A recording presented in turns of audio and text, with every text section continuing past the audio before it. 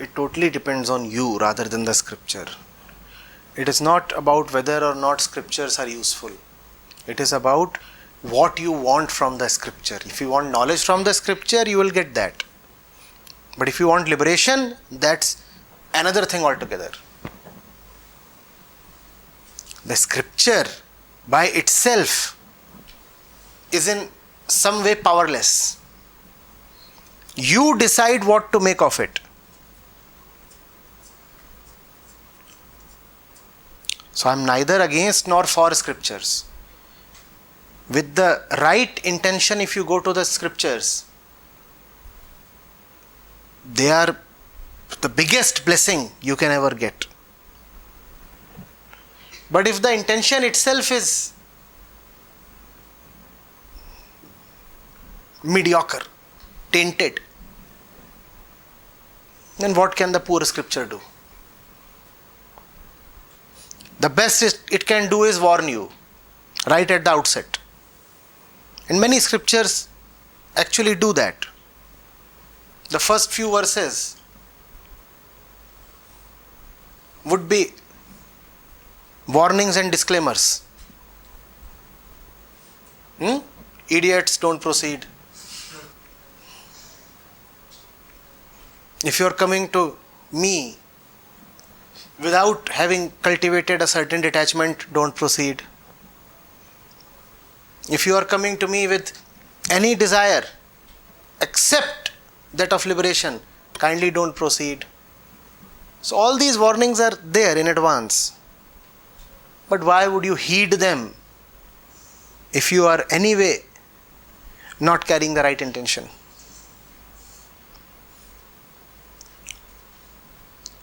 So this debate is frivolous. Are scriptures useful? Are they useless? The right debate must be, what do you want?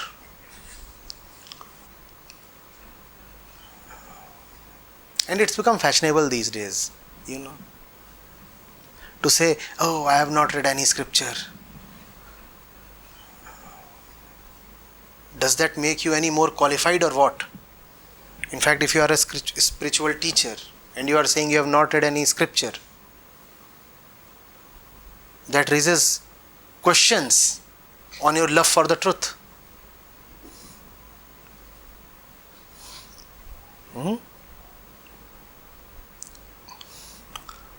If you love the truth, and there have been many before you who have loved the truth and have written poems in love of the truth, why do you so stubbornly refuse to read those poems? Please, I'm asking. Even in common worldly love,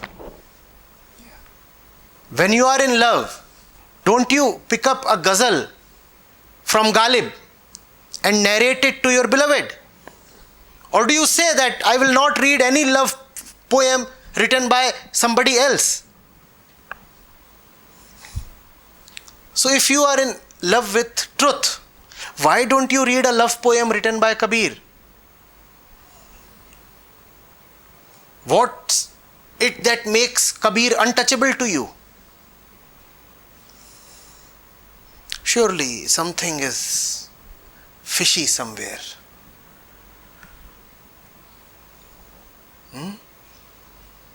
You are prepared to read all kinds of nonsense. But you are saying, I will never read Ashtavakra and Kabir and Krishna. Exactly why? Exactly why? You are allergic to Kabir? Of all people?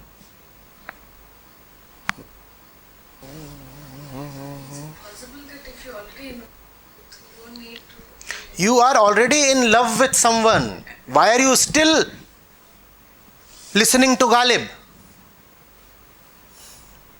I'm asking you. In fact, you listen to Ghalib all the more when you are in love. Or would you say, I know love on my own and here is my beloved. Why do I need Ghalib? Do you say that? So all this talk is quite nonsensical and also dishonest.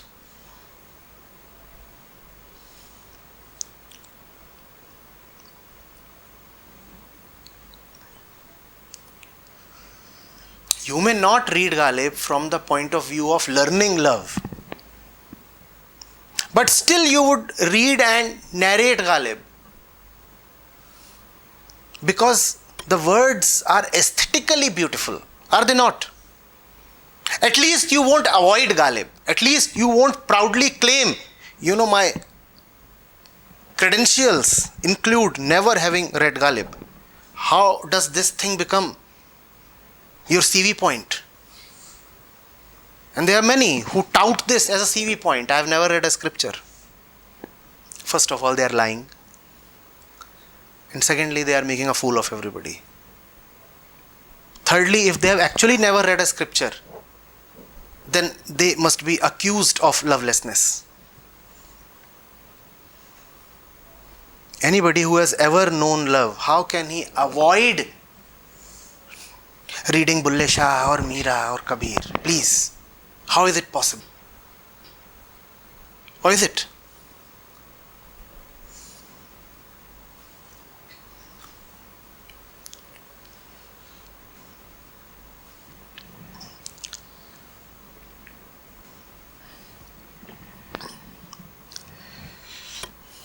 I do not know whether or not I learn from the saints. But even today, when a song comes to me, it is pure delight. We are holding this course in Hindi this month, Santvani. It is into its second month now. And I look forward to receiving the questions, because every question is based on a particular verse. Now, I usually don't have much time to read. At least, not read as diversely as the questions are. But those 7 or 8 questions in a session, they come from various directions. 7 or 8 new verses, new songs. Such a delight.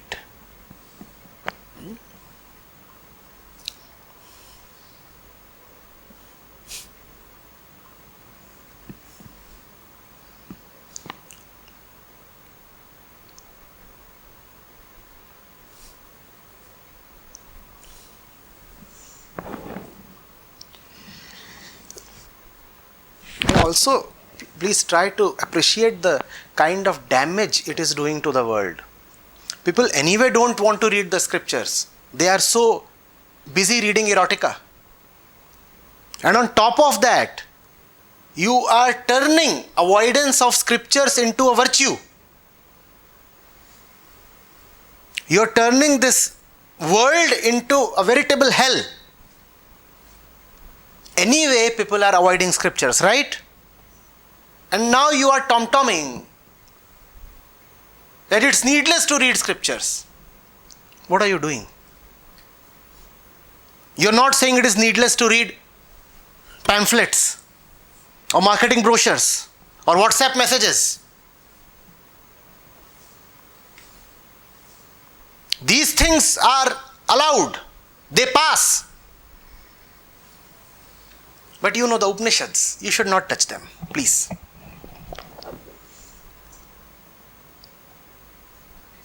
What is this?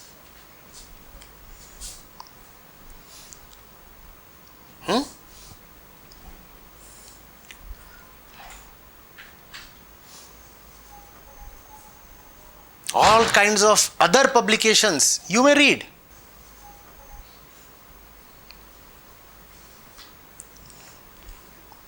Just don't read the saints.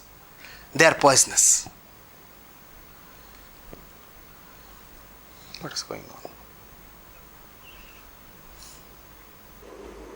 They take pride in saying that even the followers say that, oh, my master has not read anything, something pure has come. That's all. First of all, this is a grand lie. The master has not read anything.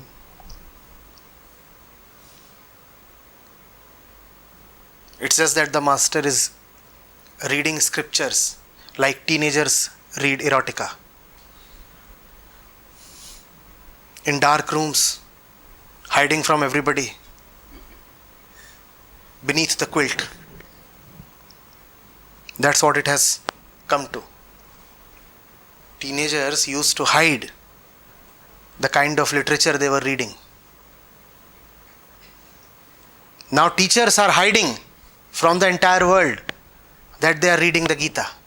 If somebody comes to see that I am actually reading the Gita, then he may ask me a question on Gita. But the fact is I don't comprehend the Gita. What would I answer? So the best thing is to say, this is out of syllabus. I have never read the Gita.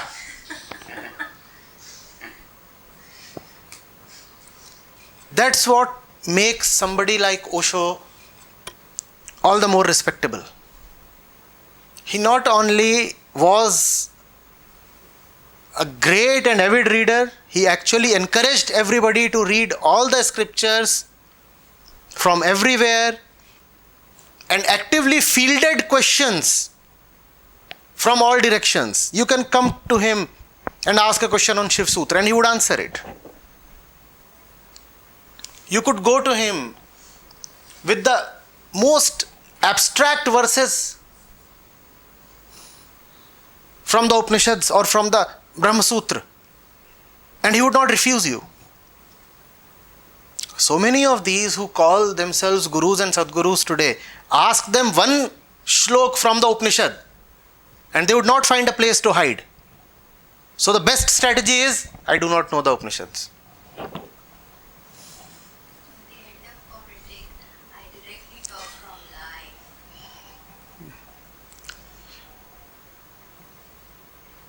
There is Kabir and there is his Ulat Basi.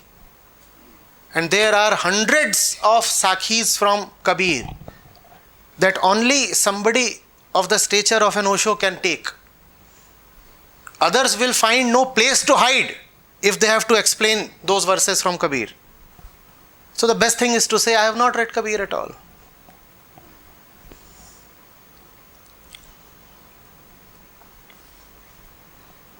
The fact is, you simply don't have the depth to appreciate a Kabir. And still you want to run your shop and sell Rudraksh. So, all the malicious propaganda.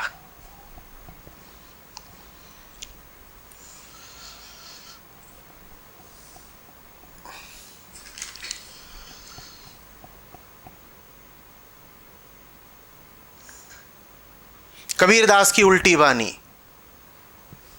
बरसे कंबल भीजे पानी. Go to these great gurus and just ask them to explain. Open challenge.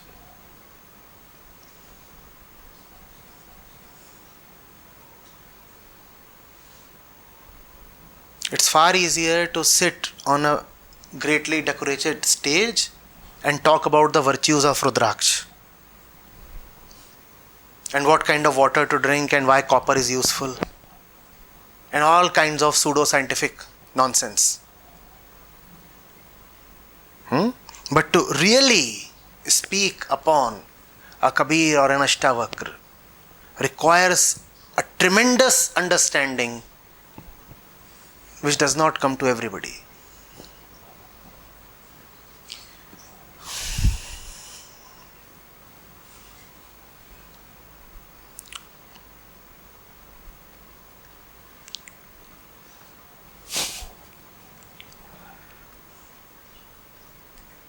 But strangely, even the crowds gather around such people. That's okay.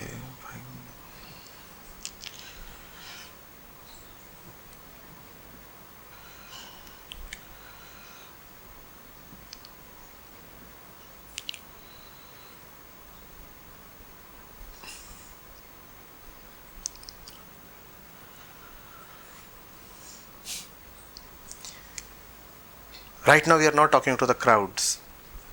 My request to you is to never turn your back upon the saints. Never.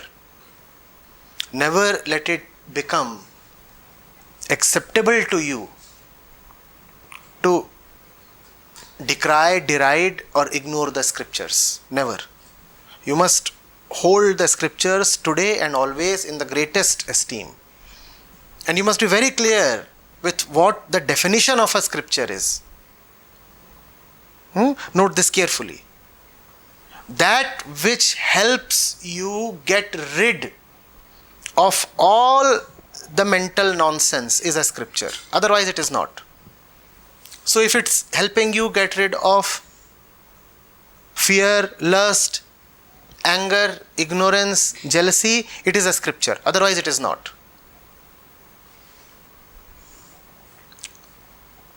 So a book dealing with Jyotish cannot be called a scripture. A book dealing with Vastu Shastra cannot be called a scripture.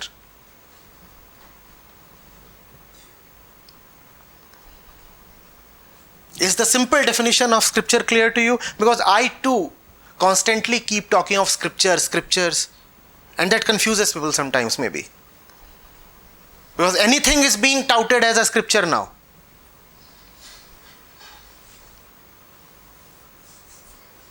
Somebody came and said, I've read this scripture and this. Which is scripture? He said, Lal Kitab. Said, scripture? One fellow says, there is that book in which the histories and futures of all living people on the earth, including those who are yet to be born, are mentioned. I don't know which Sangita, Ravan Sangita, what something. He says, these are not scriptures. This is not what can classify as a scripture. Please.